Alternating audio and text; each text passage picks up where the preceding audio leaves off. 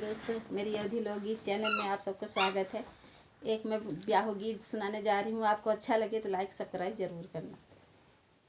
बियटी दूरी खेलना माती जय पकड़ैया तू हई हो।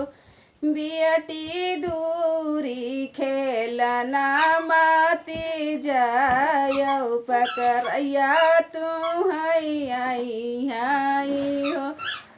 मैया हम तौलू कबई बाबा कोरवा पकड़ैया नहीं पकड़ाई हो।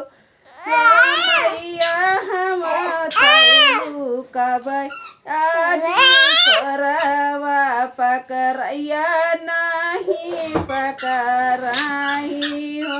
बियटी दूरी खेलना माती जय पकड़ैया तू हई हो। मैया हम तौलू कबई नाना कोरवा पकड़ैया नहीं पकड़ाई हो।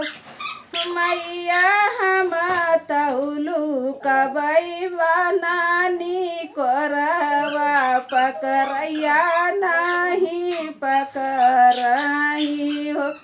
बियटी दूरी खेलना माती जय पकड़ैया तू हई हो।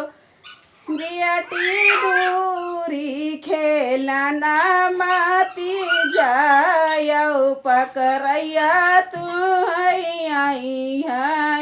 हो। मैया हम तौलू कबई दादा कोरवा पकड़ैया नहीं पकड़ाई हो।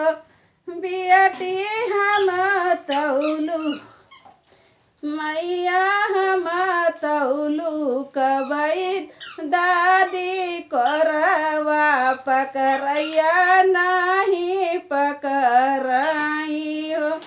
बियटी दूरी खेलना माती जय पकड़ैया तू हई